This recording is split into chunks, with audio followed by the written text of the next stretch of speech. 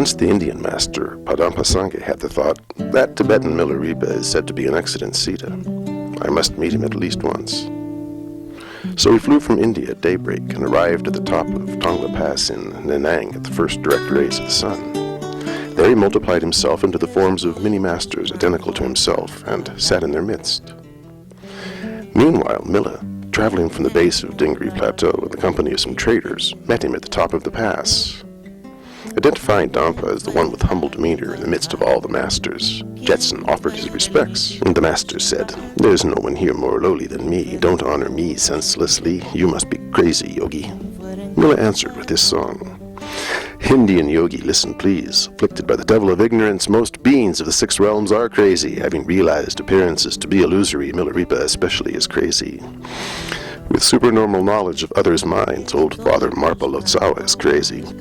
With courage in hardships for the sake of Dharma, Grandfather Great Pandit Naropa is crazy. With inconceivable powers of transformation, Great-Grandfather Talopa is crazy. Attempting to hide yourself from me, Honorable Dampa, you're crazy too. Your father's crazy, son's crazy, grandfather's crazy, you're crazy, I'm crazy, everyone's crazy. Some are crazed by ignorant action, some are crazed by the river of desire, some are crazed by the fire of hatred, some are crazed by the fog of delusion, some are crazed by the poison of pride. You're crazed from knowing others' minds. I'm crazed by Mahamudra experience. This song of lunatics meeting is the empty echo of Mahamudra. Then Dampa revealed his true body and said, "You sing all the secret Dharma and precepts in songs. You teach profound Dharma in the marketplace. What's more, your behavior is random and senseless. What will you do when the Dakinis pass their judgment?" So Milla sang. In the great land of boundless mind, the three fearless skills are complete, and he sleeps in snow without melting the ice. Let death come to this holder of vision. When I die, I'll rejoice in death. When death comes, I'll blissfully die. My mind's a vulture without hope or fear, who spreads his wings of method and wisdom united and sleeps on the rock of natural reality. Let death come to this meditator. When I die, I'll rejoice in death. When death comes, I'll arrive at bliss. Such a yogi Ripa doesn't fear the passing of judgment. Dampa thought to himself, he does indeed have great confidence of you, but what about his powers? So to test him, Dampa Sangye multiplied himself into identical emanations seated on every pellet of animal dung.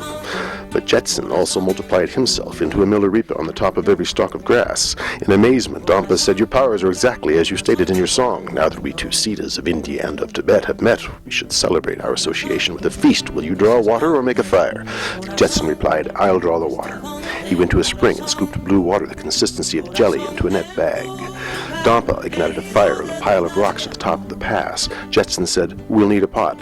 And Dampa produced a skull bowl from his armpit and placed it on the fire, where it expanded to an enormous size. Jetson drew water from the air and filled the skull bowl, and from nothing added a variety of foods. Placing it in front of Dampa, he offered the first portions of the feast to the Dakinis and divided the rest equally among the masters and traders. There was one piece left over. Jetson said, "To whom shall I offer this?" From the sky, the Dakinis replied, "Triple Gem and Dharma protectors are pleased by your service. Those gathered here have received their share. Take it yourself, Yogi Ripa." Having sung this, the host of Dakinis performed marvelous offerings and turned the wheel of the feast. They performed Vajra songs and music, and flowers rained from the sky. All present were amazed and received very great blessings. At the conclusion of this circled feast, all minds merged in profound communication. They discussed much Dharma, after which Jetson sang, "I bow to the feet of my skillful Lama." This Indian Dampa Sangye came to Thongla Nanang in Tibet. Yogi Milla also came to see the face of this great being. We displayed the range of our miraculous powers. All of you here were bestowed with fortune. A fledgling eagle of fundamental consciousness, I spread my wings of method and wisdom united and flew into the sky realm of reality. With inquiring eye, I looked in all directions. I saw the abyss of the three lower realms and the fading sun-moon glow of high realms. I saw massing clouds of good and bad action, and the rising and setting sun and moon of birth and death. I saw the sky of actual state reality. I saw the superficial world as illusory dream.